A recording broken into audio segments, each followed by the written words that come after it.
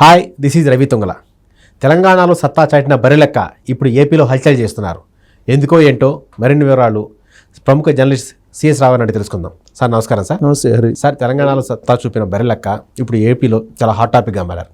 ఎందుకు సార్? ఏమైంది? రీజన్ ఏంటి? రీజన్ ఏం లేదు, వెరీ సింపుల్. మనకి చాలా సింపుల్గా కనపడుతుంది కానీ బట్ సీరియస్ ఇష్యూ రాజకీయ కోణం నుంచి చూస్తే. ఎందుకంటే బరిలెక్క తెలంగాణలో ఒక హాట్ టాపిక్. ఎన్నికలప్పుడు అసెంబ్లీ ఎన్నికలు జరిగిన సందర్భంగా బరిలెక్కకు వచ్చినంత ప్రచారం మామూలు అభ్యర్థులకు ఎవ్వరికి రాలా. ఈవెన్ కౌంటింగ్ రోజు కూడా బరిలెక్క ఎన్ని ఓట్లు సంపాదించారు అనే దాని మీద చాలా సీరియస్గా చర్చ జరిగింది. బరిలెక్క పోస్టల్ బ్యాలెట్లో లీడ్ రాగానే అసలు బరిలెక్క రోల్ మోడలు బరిలెక్క రాబోయేటువంటి రోజుల్లో రాజకీయాలకి ఒక కొత్త ఒరవడి తీసుకొస్తారు, ఇలాంటివన్నీ వినిపించాయి. జస్ట్ ఒక పోస్టల్ బ్యాలెట్లో లీడ్ రాగానే.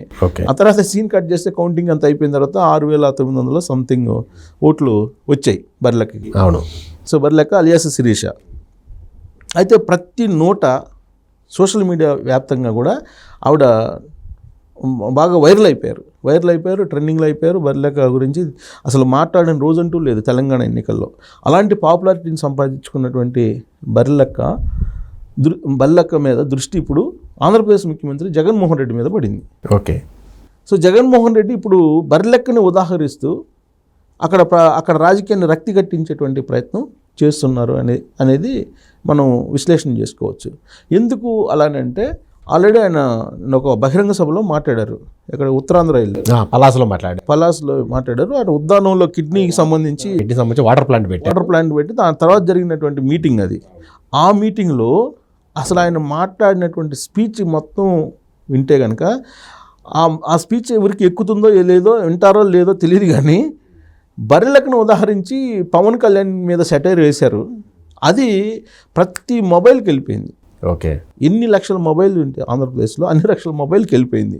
ఇప్పుడు ఏ మొబైల్ చూసినా కానీ బరిలెక్క బెటర్ పవన్ కళ్యాణ్ కన్నా అనే ఒక వార్త చర్చనీయాంశంగా మారింది ఆంధ్రప్రదేశ్ ఎన్నికల్లో.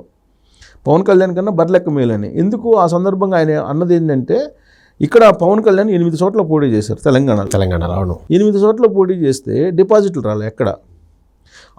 బరిలెక్క బెటరు పవన్ కళ్యాణ్ కన్నా, ఆయన ప్యాకేజ్ స్టారు, మ్యారేజ్ స్టార్ అని చెప్పి ఇంకొక సెటైర్ యాడ్ చేశారు. ఇంతకుముందు ఎప్పుడు కూడా ఆయన మ్యారేజ్ స్టార్ అనలేదు, ప్యాకేజ్ స్టారు దత్తపుత్రుడు అనేవాళ్ళు. కానీ ఇప్పుడు మ్యారేజ్ స్టార్ అని కూడా అన్నారు.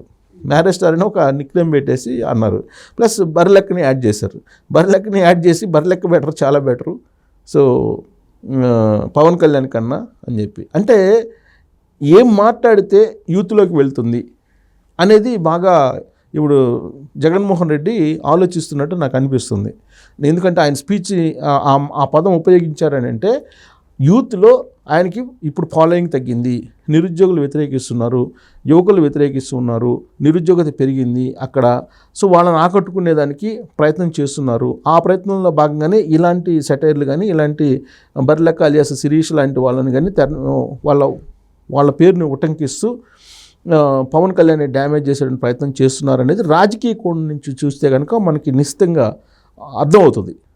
ఎందుకనంటే పవన్ కళ్యాణ్ ఇప్పుడు మీటింగులు చూస్తున్నాం. పవన్ కళ్యాణ్ మీటింగులకు ఎవరు వస్తున్నారు? ఎక్కువగా అంతా యూత్ వస్తున్నారు. యూత్ లేదంటే ఆయన సామాజిక వర్గానికి సంబంధించినటువంటి వాళ్ళు. ఎలాగో ఇప్పుడు తెలుగుదేశం పార్టీతో పొత్తున్నాడు కాబట్టి పవన్ కళ్యాణ్ ఆయన సామాజిక వర్గానికి సంబంధించినటువంటి ఓట్లు వైఎస్ఆర్ కాంగ్రెస్ పార్టీకి వెళ్ళేదానికి అవకాశం చాలా తక్కువ ఉంటుంది. అదొకటి. అయితే ఇర్రెస్పెక్టివ్ ఆఫ్ క్యాస్ట్ యూత్ ఆయన ఫాలో అవుతున్నారు. ఇది ప్రమాదకరమైనటువంటి సంకేతం వైఎస్ఆర్ కాంగ్రెస్ పార్టీకి. ఓకే. 2019లో 151 సీట్లు వచ్చాయంటే యూత్ వైఎస్ఆర్ కాంగ్రెస్ పార్టీ వైపు, జగన్ వైపు నడిచారు. అందుకే అన్ని రావడం జరిగింది. కానీ ఈసారి youth irrespective of caste, irrespective of party ఇప్పుడు పవన్ కళ్యాణ్ వైపు పరిగెత్తున్నారు. పవన్ కళ్యాణ్ మీటింగులు చూస్తే మొత్తం యూతే ఉన్నారు. సో కాబట్టి ఎక్కడ కొట్టాలో అక్కడ కొట్టడానికి జగన్మోహన్ రెడ్డి ప్లాన్ చేసుకున్నారు అని అనిపిస్తుంది ఆయన మాటలను బట్టి. సో యూత్ని డైవర్ట్ చేయాలి అని అంటే ఏం చేయాలి? యూత్ని అట్రాక్ట్ చేయాలంటే ఖచ్చితంగా ఎలాంటి పదాలను వాడాలి అనే దాని మీద ఒక కాన్సెప్ట్ తయారు చేసుకున్నారు. ఆ కాన్సెప్ట్ ఆయన తయారు చేసుకున్నారా లేదంటే పీకే తయారు చేసి ఇచ్చారా అనేది వాళ్ళకి తెలుసు. సో మొత్తం మీద ఏంటంటే బరిలెక్కను కూడా యాడ్ చేశారంటే సోషల్ మీడియాలో బరిలెక్క గురించి ఆంధ్రప్రదేశ్ ముఖ్యమంత్రి హోదాలో ఉన్నటువంటి జగన్మోహన్ రెడ్డి అంత సీరియస్గా ఆలోచించేటువంటి టైం ఉంటుందంటే ఉండదు. ఖచ్చితంగా ఇది పీకే టీం నుంచి వెళ్ళినటువంటి ఒక టిప్ అయి ఉంటుంది. ఓకే. సో ఆ టిప్ని ఈయన స్పీచ్ రూపంలో ఆయన ప్రయోగించగానే క్లిక్ అయిపోయింది. ఒకే ఒక వర్డ్ బర్లెక్క అనేటువంటి పేరుతోటి పవన్ కళ్యాణ్ని కంపేర్ చేసినందువల్ల ఆయన స్పీచ్ నిన్న హైలైట్ అయిపోయింది. ఆయనకు కావాల్సింది కూడా అదే, ఆయన టార్గెట్ కూడా అదే. సో ఆయన యూత్ని అట్రాక్ట్ చేసేటువంటి కార్యక్రమంలో భాగంగా ఇలాంటివన్నీ ఎంపిక చేసుకుంటున్నారు. రాబోయేటువంటి రోజుల్లో కూడా సోషల్ మీడియా స్టార్స్ ఎవరైతే ఉన్నారో ఆ స్టార్స్ తోటి వైఎస్ఆర్ కాంగ్రెస్ పార్టీ ఎన్నికల ప్రచారానికి దిగబోతుంది. ఎందుకు? యూత్ని అట్రాక్ట్ చేయడానికి. దానికి ప్రత్యక్ష ఉదాహరణ ఏంటంటే ఆడుదాం ఆంధ్ర కార్యక్రమం పెట్టారు కదా, 15వ తారీఖు నుంచి 26వ తారీఖు వరకు, జనవరి 26 దాకా ఆ కార్యక్రమం జరగబోతుంది. సో దానికి సంబంధించి అన్ని ఏర్పాట్లు చేశారు. ఆ యూత్ని అట్రాక్ట్ చేయడానికి 15 సంవత్సరాలు పైబడినటువంటి ప్రతి వాళ్ళని తీసుకురావాలని వాలంటీర్లకు ఒక టార్గెట్ పెట్టారు. ఓకే. టార్గెట్ పెట్టి ఆటలో పార్టిసిపేట్ చేయాలి అందరూ అని చెప్పేసి వీళ్ళు ఎన్రోల్ చేస్తున్నారు. ఒక యాప్ క్రియేట్ చేసి ఆ యాప్లో ఎన్రోల్ చేస్తున్నారు వాలంటీర్లు. సో వాళ్ళని ఆ ఆటలకు తీసుకురావటం లేదా ఆటల్లో పార్టిసిపేట్ చేసేవాళ్ళు ఉంటే ప్లస్ ఆటలను చూడటానికి జనాలను తీసుకురావాలని. ఆటలు తీసుకొచ్చే నేపథ్యంలో వాళ్ళ డేటా కూడా మొత్తం రికవర్ అవుతుంది. మొత్తం డేటా కూడా మొత్తం యూత్ ఎవరైతే ఉన్నారో 15 సంవత్సరాలు పైబడినటువంటి వాళ్ళందరూ డేటా వచ్చేస్తుంది. 18 ఏళ్ళు దాటిన వాళ్ళందరికీ ఓటు హక్కు ఉందా చూసుకోవటం, అయితే వాళ్ళు ఆ తర్వాత దాన్ని పోలరైజ్. అది తర్వాత ఇప్పుడు ఈ నెల రోజుల పాటు ఈ 15వ తారీఖు నుంచి మళ్ళీ 26వ తారీఖు దాకా మొత్తం యూత్ మొత్తం కూడా వాళ్ళకి ఇచ్చేటువంటి డ్రెస్సులు కానీ వాళ్ళకి ఆడేటువంటి ఆటలు కానీ లేదంటే గ్రౌండ్లో కానీ ఇటు చూసినా జగన్మోహన్ రెడ్డి ఫోటో 3 కలర్లు ఏంటి? వైఎస్ఆర్ కాంగ్రెస్ పార్టీ జెండా కలర్లు ఇవే కనపడాలి. సో యూత్ దూరం అయ్యారనేది జగన్మోహన్ రెడ్డి బాగా గ్రహించారు ప్రశాంత్ కిషోర్ సర్వేల ద్వారా. సో ఆ యూత్ని అట్రాక్ట్ చేయడానికి సుమారుగా 30 లక్షల మంది ఉన్నారు యూత్ ఓటర్స్. కొత్తగా వచ్చినటువంటి ఓటర్స్ కానీ లేదా నిరుద్యోగులుగా ఉన్నటువంటి వాళ్ళు కానీ 30 లక్షల పైన ఉన్నారు. వీళ్ళందరూ నిరుద్యోగత పర్సంటేజ్ ఇప్పుడు ఆంధ్రప్రదేశ్లో అన్ని రాష్ట్రాల కన్నా ఎక్కువ ఉంది నిరుద్యోగుల సంఖ్య. కాబట్టి వాళ్ళందరూ వ్యతిరేకత అయ్యారని చెప్పేసి ఇప్పుడు ఆడుదాం రా ఆంధ్ర అని చెప్పేసి అట్రాక్ట్ చేసే ప్రయత్నం చేస్తూ బర్రెలెక్కని మెన్షన్ చేయడం ద్వారా ఆమె పేరు మెన్షన్ చేయడం ద్వారా ఆమె పేరు మెన్షన్ చేస్తూ పవన్ కళ్యాణ్ని టార్గెట్ చేయడం ద్వారా మొత్తం యూత్ అటెన్షన్ ఇప్పుడు జగన్మోహన్ రెడ్డి వైపు వెళ్ళిపోయింది ఆ ఒక్క పదంతో, ఆ ఒక్క పేరుతోటి. ఓకే. సో కాబట్టి రకరకాల ప్రయత్నాలు చేస్తున్నారు అని అంటే దానికి కారణం యూత్ దూరం కావడం. దీనికి తోడు ఏంటంటే యూట్యూబర్స్ ఎవరైతే ఉన్నారో బాగా పాపులర్ వాళ్ళందరిని ఐడెంటిఫై చేశారు. వాళ్ళ ద్వారా ఇప్పటివరకు ఆయన 2019 నుంచి ఇప్పటివరకు చేసినటువంటి ప్రభుత్వ పథకాలని ప్రచారం చేసుకునేటువంటి కార్యక్రమానికి తెరలేపారు. దాంట్లో భాగంగానే టిక్ టాక్ అతను తీసుకొచ్చారు. ఓకే. టిక్ టాక్ దుర్గారావుని తీసుకొచ్చి సీఎం ఆఫీస్లో కూర్చోబెట్టి సీఎం ఆఫీస్ చైర్లో కూర్చొని అతను ఒక సెల్ఫీ తీస్తే అది పెద్ద హిట్ అయిపోయింది.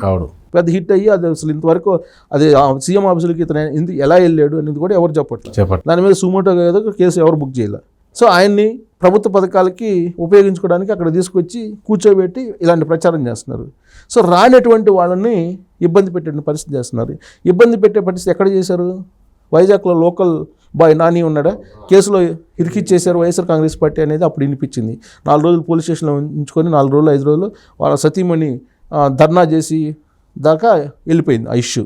ఆ తర్వాత ఇప్పటికో వదిలిపెట్టారు. ఏం లేదు, అతని ప్రమేయం లేదు, బోటు తగలబెట్టారు దాని వెనకాని. అంటే ఏంటి? వైఎస్ఆర్ కాంగ్రెస్ పార్టీకి వ్యతిరేకంగా అతను ఏదో పనిచేస్తున్నాడు, ప్లస్ వైఎస్ఆర్ కాంగ్రెస్ పార్టీ చెప్పినట్టు మాట వినటం లేదని చెప్పేసి అతను ఇబ్బంది పెట్టారనేది అప్పట్లో వినిపించినమాట. సో సోషల్ మీడియా స్టార్స్ ఎవరైతే ఉన్నారో, యూట్యూబర్స్ ఎవరైతే ఉన్నారో వాళ్ళని అట్రాక్ట్ చేస్తూ వాళ్ళ ద్వారా ప్రచారం చేయించడం అనేది ఒకటి. సోషల్ మీడియాలో ఏదైతే వర్డ్ ప్రాచుర్యంలో ఉందో దాన్ని ఉపయోగించి ప్రత్యర్థుల్ని రాజకీయంగా దెబ్బకొట్టడం ఒకటి. ఇలా అప్డేట్ అవుతున్నారు జగన్మోహన్ రెడ్డి. ముఖ్యమంత్రి హోదాలో బర్రెలెక్క గురించి చెప్పాల్సిన అవసరం లేదు, ఆమె గురించి ప్రస్తావించాల్సిన అవసరం కూడా లేదు. సో బర్రెలెక్కతోటి పవన్ కళ్యాణ్ పోర్చారంటే ఎంత డ్యామేజ్ చేస్తున్నాడు పవన్ కళ్యాణ్ అనేది ఒకటి. బర్రెలెక్కని కనుక ఇక్కడ ఉదాహరణ చేయకపోతే పవన్ కళ్యాణ్ డ్యామేజ్ చేయలేరు. సో ఇప్పుడు డ్యామేజ్ చేసే పరిస్థితి బర్రెలెక్కతో కంపేర్ చేస్తున్నారు. బహుశా నేను అనుకోవటం రాబోయేటువంటి రోజుల్లో బర్రెలెక్కను కూడా ఎలక్షన్ క్యాంపెయిన్కి తీసుకెళ్ళినా ఆశ్చర్యం. సో ఇప్పుడు యూట్యూబర్స్ ఎవరైతే ఉన్నారో వాళ్ళందరినీ అట్రాక్ట్ చేస్తున్నారు కాబట్టి ఇప్పుడు బర్రెలెక్క పాపులారిటీ ఉంది కాబట్టి బర్రెలెక్కను కూడా తీసుకెళ్ళి ఆంధ్రప్రదేశ్లో క్యాంపెయిన్ చేయించిన వైఎస్ఆర్ కాంగ్రెస్ పార్టీ మనం ఆశ్చర్యపోవసరం లేదు. సో అదే జరిగే అవకాశం కూడా ఉంది. ఇప్పుడు ఆల్రెడీ తాడేపల్లి కోర్టులో జరుగుతుంది ఏంటంటే యూట్యూబర్స్ని అట్రాక్ట్ చేయటం, యూట్యూబర్స్ని తీసుకురావటం, వాళ్ళ ప్రచారం చేయటం, అలాగే యూత్ని ఆడుదాం రా కార్యక్రమానికి బ్రాండ్ అంబాసిడర్లుగా రోజాని అలాగే బైరెడ్డి సిద్ధార్థరెడ్డిని పెట్టారు. అంటే ప్యూర్ యూత్నే టార్గెట్గా చేసుకుని వాళ్ళు వెళ్తున్నారు జగన్మోహన్ రెడ్డి అనడానికి ఈ బర్లెక్క అనేటువంటి పేరును ఉపయోగించడం వెనక ఉందని చెప్పి నేను అనుకుంటున్నాను. అది చాలామంది ఏదో క్యాజువల్గా మాట్లాడారులే జగన్మోహన్ రెడ్డి అనుకుంటున్నారు. జగన్మోహన్ రెడ్డి ఏది క్యాజువల్గా మాట్లాడారు, పక్కా రాజకీయం చేసేటువంటి రాజకీయ నాయకుడు జగన్మోహన్ రెడ్డి. కాబట్టి ఆయన ప్రతి పదం వాడేదాన్ని చాలా జాగ్రత్తగా వాడతారు. అది రాజకీయంగా ఎంత ఉపయోగపడుతుంది అనేది కూడా ఆలోచిస్తారు. అందుకంటే మొన్నటిదాకా ఆ నలుగురు దుష్ట చతుష్టయం అని చెప్పి పెద్ద ఎత్తున ప్రచారం చేశారు. దానివల్ల ఎంత బెనిఫిట్ పొందాడు అతను రాజకీయంగా. అలాగే ఇప్పుడు నెక్స్ట్ స్టెప్ ఇప్పుడు వీళ్ళందరినీ ప్రయోగించేసి లాస్ట్ టైం 2019లో ఏ విధంగా అయితే సోషల్ మీడియాని పెట్టుకొని రకరకాల ప్రచారం చేసి అధికారంలోకి వచ్చారో ఈసారి ఇంకొక స్టెప్ వేసి ఇప్పుడు డైరెక్ట్గా యూట్యూబర్స్ని టార్గెట్ చేశారు. యూట్యూబర్లు ఎవరైతే సోషల్ మీడియాలో హైలైట్ అవుతున్నారో వాళ్ళని టార్గెట్ చేసుకొని నెక్స్ట్ ఎలక్షన్కి వెళ్ళిపోతున్నారు అనే దానికి సంకేతం ఈయన చేసినటువంటి కామెంట్ కింద మనం తీసుకో. సో గత ఎన్నికల్లో సోషల్ మీడియా ద్వారా అధికారంలోకి వచ్చిన వైసీపీ ఈసారి కూడా సోషల్ మీడియాని నమ్ముకుంది. అందులో భాగంగా యూట్యూబ్ స్టార్స్తో పాటు రీసెంట్గా పాపులర్ అయిన బర్రెలెక్కను కూడా తమ ప్రచారానికి వాడేసుకుంటుంది. మరి వైసీపీ ప్లాన్స్ వర్కౌట్ అవుతాయా లేదా? Wait and see. Thank you.